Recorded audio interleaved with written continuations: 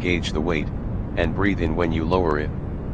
Stay focused on your breathing, even in between lifts. When thoughts intrude, just return your attention back to your mantra or breathing, or take a moment to access how your body feels and adjust or relax as necessary. Then go back to breathing or your mantra. Notice your environment.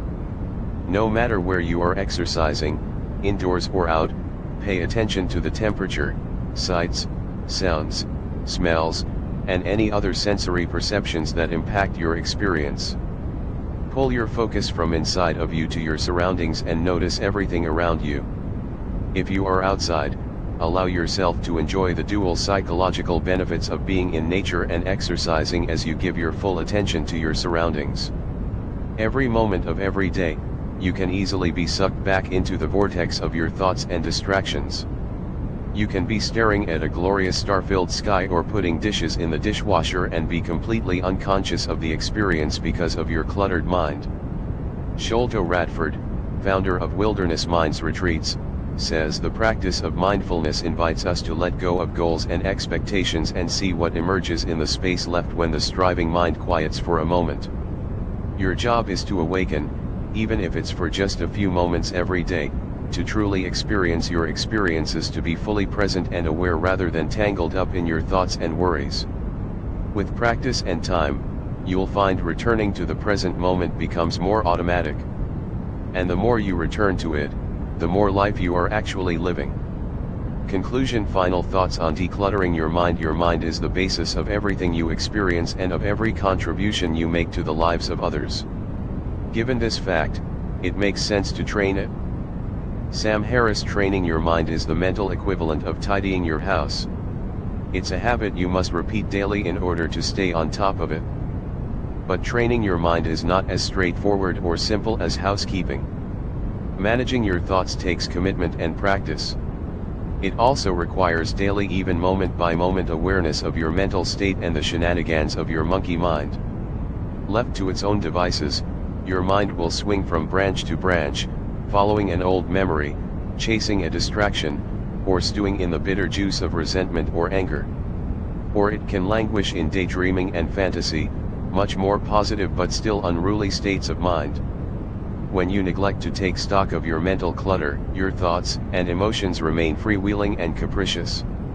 As a result, your experience of life becomes unpredictable and entirely dependent on the random nature of thought. The intrusive thoughts you experience throughout the day illustrate the maddening reality that many of the functions of the mind seem outside of conscious control. To add insult to injury, our thoughts feel very real and powerful and have a profound impact on our perceptions of the world. For a moment, let go of the notion that your spontaneous thoughts have any meaning. What if those intrusive thoughts have no more truth or substance than random graffiti on a wall? There may be some connection to a memory or emotion, but in the present moment they don't reflect reality. For the most part, this is the truth about thoughts. Although your subconscious mind will never allow you to have complete control of your thoughts, you do have the ability to control some of them. And you can change your reactions and habits in order to better manage them and the emotions they foster.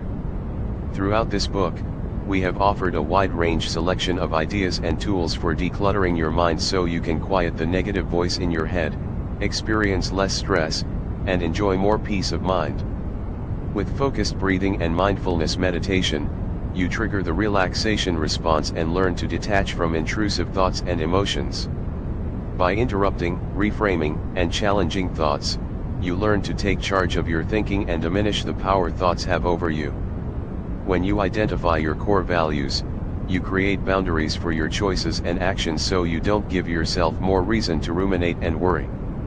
Once you clarify your life priorities, you don't waste your time on things that will later cause you regret or mental suffering. When you set goals based on your values and priorities, you set the stage for focused action and self-esteem that keeps you feeling energized. When you seek out and live your passion, you infuse your goals with authenticity, purpose, and joy, leaving little room for negative thinking. By being more present and mindful in your relationships, you prevent many of the conflicts that come with human interaction, minimizing the resulting mental distress and increasing fulfillment with the relationship.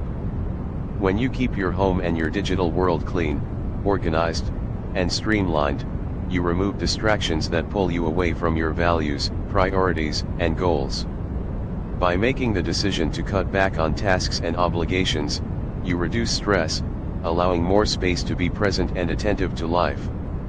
As you focus on the task at hand and involve yourself in flow activities, you transcend the mental chatter in your head to become one with the activity, fostering feelings of joy and deep satisfaction.